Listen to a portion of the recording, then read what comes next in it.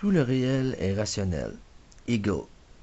Le philosophe est comme un homme qui se construirait un superbe palais, mais qui vivrait tout à côté dans une cabane. Ça vient de Kierkegaard. Bon, pour Kott et Mounier, 74 et 54. Une théorie est un système de propositions logiquement cohérentes autorisant la formulation de conséquences expérimentalement vérifiables. La théorie permet donc de mettre en relation des faits dont les conséquences peuvent être mises en évidence empiriquement. Selon les mêmes auteurs, le modèle théorique, c'est une épure, un système de relations entre les propriétés sélectionnées, abstraites et simplifiées, construit consciemment à des fins de description, d'explication et de prévision.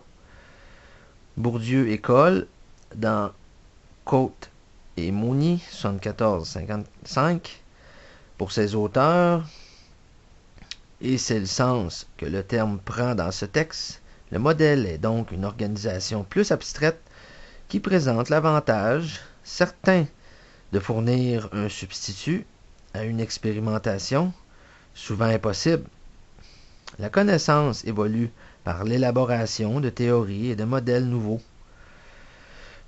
L'introduction d'idées inédites a pour conséquence le remplacement entre le rejet de concepts tenus jusque-là pour exacts. À la suite de Kant, l'historien des sciences et épistémologue Kuhn, en 72, a énoncé certains principes de l'évolution de la démarche scientifique. Beaugrand, 82, résume ainsi sa pensée. Une science présente, au cours de son histoire, plusieurs cycles paradigmatiques. Chaque cycle comprend une phase préparatoire au cours de laquelle s'affrontent à l'intérieur de la même discipline plusieurs écoles de pensée, plusieurs théories opposées. Pendant le déroulement de cette activité scientifique normale s'accumulent des faits anormaux, c'est-à-dire irréconciliables, avec les paradigmes en place. Au début, ces anomalies sont volontairement ignorées. Cependant, elles attirent progressivement l'attention et un état de crise se développe. Il se produit alors une véritable révolution scientifique qui permet à un nouveau paradigme de supplanter l'ancien. Kuhn emploie le terme de révolution parce qu'il s'agit non seulement de la démolition des paradigmes en place par d'autres, incompatibles avec les anciens, mais aussi d'une réinterprétation et d'une correction des faits observés eux-mêmes. Les citations d'Hegel et de Kierkegaard qui précèdent illustrent bien le dilemme que pose aux psychothérapeutes la question des classifications. Où doit-on se situer l'homme engagé entre la pure connaissance des essences, Hegel, et l'unicité existentielle du vécu, Kierkegaard? Le réel peut tout entier être appréhendé par la pensée de l'homme, mais d'autre part, à quoi sert d'élaborer de lourdes constructions rationnelles si elles ne nous servent pas à vivre? Bon, là, je vais parler des grandes écoles de pensée et leur vision de l'humain. En psychologie, il n'existe pas de théorie unique de la personnalité. Il importe donc de saisir l'essentiel de la contribution de chaque grande école de pensée, d'en apprécier la perspective originale et son apport en administration. Les approches qui ont le plus influencé l'évolution de la science du comportement et qui suscitent encore le plus d'intérêt sont la psychanalyse, le behaviorisme et la psychologie humaniste. Pour chacune de ces approches, il est intéressant de connaître les perspectives de départ, les concepts fondamentaux, la conception de la nature de l'homme, de la mésadaptation, de la thérapie et la société. Bon, l'approche psychanalytique propose une théorie de la personnalité qui découle d'une pratique psychothérapeutique. Bien que plusieurs théoriciens soient associés au développement de cette approche, elle est surtout identifiée au nom de son fondateur Sigmund Freud, de 1856 à 1939. Perspective de départ. Freud n'était pas un expérimentaliste, mais un médecin pratiquant la psychothérapie. Il a donc établi les bases de sa théorie en induisant un modèle de comportement à partir de ses expériences cliniques, de l'analyse de son propre inconscient, de l'étude de la littérature et de l'histoire du monde. Il a ensuite développé son modèle en se centrant sur l'étude de cas individuels et en tentant de dégager des constantes dans le comportement de ses patients pour les relier aux concepts de base de sa théorie. Bon, concepts fondamentaux, la psychanalyse est une science qui étudie essentiellement la structure et le développement de la personnalité. Selon Freud, la personnalité est un système psychique complexe dont l'énergie émane de deux instincts fondamentaux. L'instinct de vie, pulsion sexuelle, et l'instinct de mort, pulsion agressive. À sa naissance, l'organisme est totalement gouverné par deux processus inconscients. Le principal de constance, qui l'amène à maintenir ses besoins au plus bas niveau possible, et le principe du plaisir, qui le pousse à rechercher constamment le plaisir, la satisfaction de ses besoins, et à éviter le déplaisir, la frustration, la douleur. À mesure qu'il se développe et à partir de ses échanges avec son environnement, l'organisme subit progressivement l'emprise du principe de réalité, grâce auquel il adapte sa recherche de plaisir aux conditions imposées par le monde extérieur. La substitution du principe de réalité au principe du plaisir se fait par le développement des fonctions conscientes d'adaptation à la réalité et se traduit par l'apparition de comportements de plus en plus articulés. Toutefois, au cours de cette évolution, une grande partie des pulsions reste inconsciente ou est refoulée dans l'inconscient à cause des pressions sociales. C'est ainsi qu'il subsiste, chez tout individu, trois niveaux de conscience. L'inconscient, qui est constitué des éléments psychiques, dont il n'est pas conscient. Le préconscient, dont les éléments ne sont pas conscients, mais sont accessibles moyennant un effort de concentration. Et le conscient, qui correspond à tout ce qui est immédiatement disponible à la conscience. Les trois niveaux de conscience ne sont pas des catégories absolues, mais des points sur un continuum qui va de ce qui est clair, présent et contrôlé par l'individu, à ce qui est profondément enfoui dans sa personnalité, et l'influence continuellement sans qu'ils en soient conscients. Bon, individus et organisations. À l'heure actuelle, le fait que les organisations peuvent vraiment influencer l'évolution de leurs membres et doivent leur fournir des conditions favorables pour leur apprentissage et leur épanouissement personnel ne présente plus l'ombre d'un doute. Peters et Waterman l'ont largement démontré dans leur célèbre ouvrage Le prix de l'excellence. Toutefois, il existe deux attitudes opposées concernant la responsabilité de l'individu face à son propre développement, une attitude réactive et une attitude active. La première consiste à s'imaginer que si l'organisation ne fournit pas à l'individu des conditions de ravitaillement, de sécurité et d'apprentissage maximal, il est impossible pour lui de devenir un être motivé, productif et épanoui. En prétendant que tout se joue avant 6 ans, ou que tout est déterminé par la classe sociale à laquelle il appartient, de nombreux psychologues et sociologues ont contribué à perpétuer cette mentalité de dépendance qui laisse à l'individu le choix de se résigner à son sort, de consulter son astrologue ou de se réunir avec d'autres pour réclamer des droits, se lamenter et protester.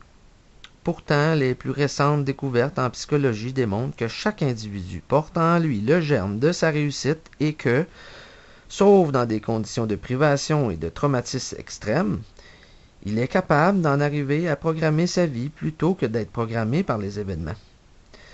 Sans nier l'influence de l'organisation, l'attitude active implique que la personnalité ultime de la croissance personnelle incombe à l'individu lui-même. Il semble bien que cette attitude soit la seule qui rende justice à l'immense potentiel de l'être humain et qui soit compatible avec des valeurs comme le pouvoir et la liberté individuelle. Bon, les préalables du bon fonctionnement de l'individu. Il a été démontré que l'individu qui fonctionne le mieux et se développe le plus harmonieusement est celui qui réussit à satisfaire ses besoins. Comme ce processus de satisfaction dépend de la relation que l'individu entretient avec son environnement, il lui importe donc de poser des conditions de base. D'une part, il lui faut compter sur lui-même, s'assumer. D'autre part, il lui faut aller chercher dans l'environnement les ressources nécessaires à sa survie et à sa croissance.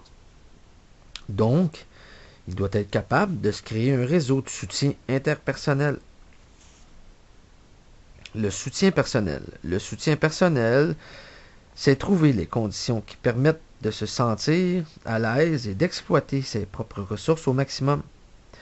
C'est un peu ce qu'on enseigne dans le sport. Pour fournir un bon effort, pour réussir une performance précise, il faut savoir bien se préparer, s'entraîner. Dans le domaine intellectuel, la situation est similaire. Pour pouvoir rédiger un texte complexe et rigoureux, il importe de prendre le temps nécessaire d'être dans un espace calme où l'on ne sera pas dérangé, dans une pièce bien éclairée, etc. Bon, le soutien interpersonnel. La satisfaction des besoins individuels nécessite presque toujours un certain concours de l'environnement et plus spécifiquement de l'environnement humain. Jusqu'à un certain point, notre existence est fonction de celle des autres. Ainsi, pour satisfaire nos besoins sociaux, on a besoin de la compagnie des autres personnes. Pour satisfaire nos besoins de solitude, on a besoin que les autres respectent notre isolement par moment. De plus, un grand nombre de fonctions sociales et professionnelles nécessitent une relation complémentaire avec d'autres personnes. On ne devient professeur que lorsqu'on a des étudiants. On ne peut devenir un bon patron que lorsqu'on obtient une certaine collaboration des employés. Ainsi, les personnes présentes dans l'environnement d'un individu contribuent à la satisfaction de ses besoins. On parle alors de soutien interpersonnel.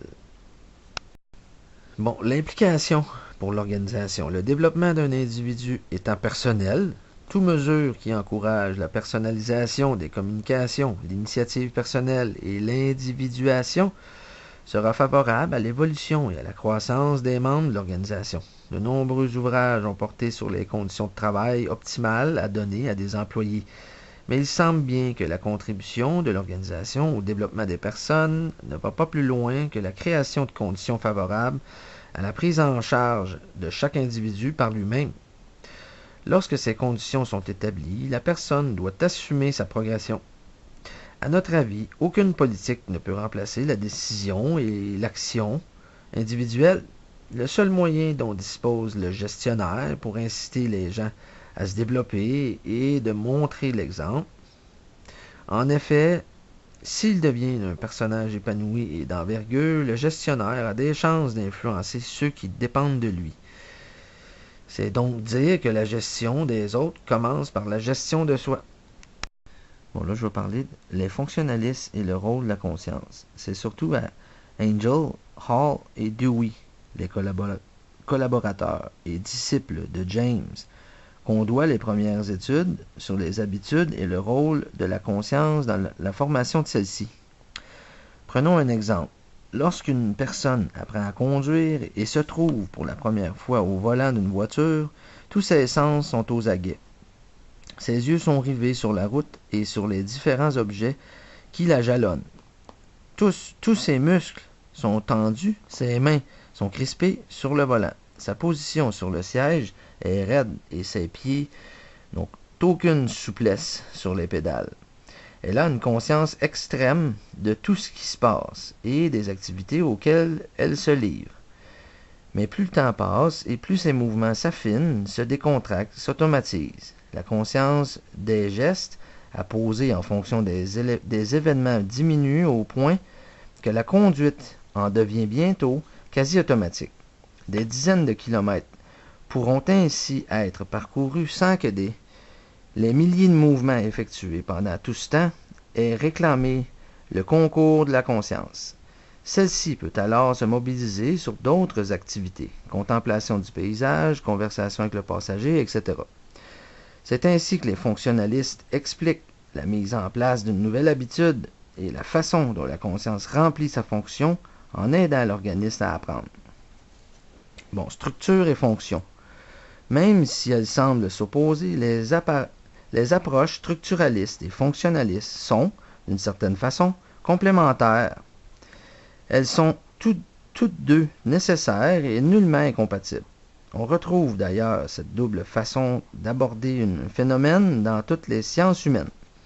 Un ethnologue, s'il se définit comme appartenant au courant structuraliste, va décrire tous les événements d'une culture donnée, depuis l'outillage utilisé pour l'agriculture jusqu'aux rites pratiqués par les individus en tentant d'établir les liens existants entre eux.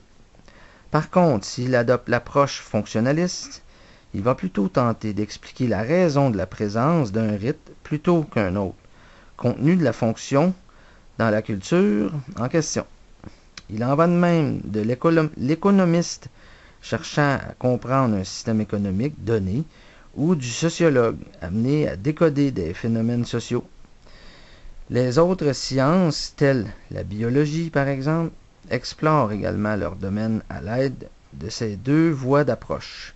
L'anatomie se charge de décrire les différentes parties de l'organisme et les liens qu'elles entretiennent entre elles, alors que la physiologie vise à étudier leur fonctionnement et les conditions qui président à celle-ci. On retrouve encore cette dualité dans la plupart des manuels de psychologie, et celui-ci ne fera pas exception, d'une part, dans la description des différentes facettes du comportement, les sensations, les perceptions, les émotions, les motivations, etc., et d'autre part, dans la façon d'envisager comment l'individu s'ajuste aux diverses situations, individuellement ou en groupe.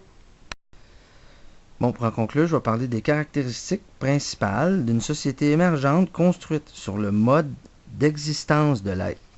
Cette nouvelle société valorise l'expérience humaine et l'expression d'une richesse intérieure dans une multitude d'activités sociales ou autres. De telles activités deviennent une manifestation d'un pouvoir personnel. Elles font contrepoids aux activités productives d'aliénation, absence de pouvoir et de signification, état d'isolement social et perte d'identité.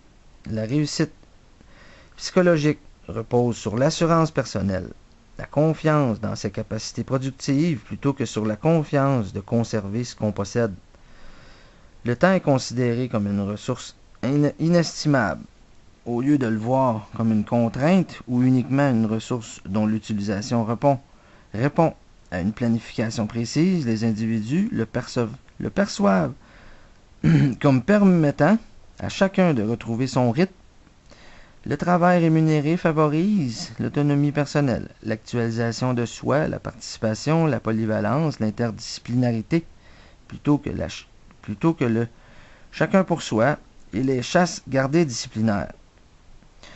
Cette nouvelle société met l'accent sur la sélectivité dans le domaine de la consommation de biens et de services, et sur un mode de consommation marqué d'un souci de conservation et de récupération.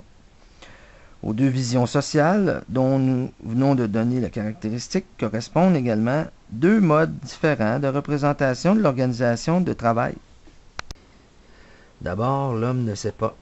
Ensuite, il sait. Sa recherche ne peut avoir de limite. Elle ne peut être sans limite. Dans cette ambiguïté est la réalité.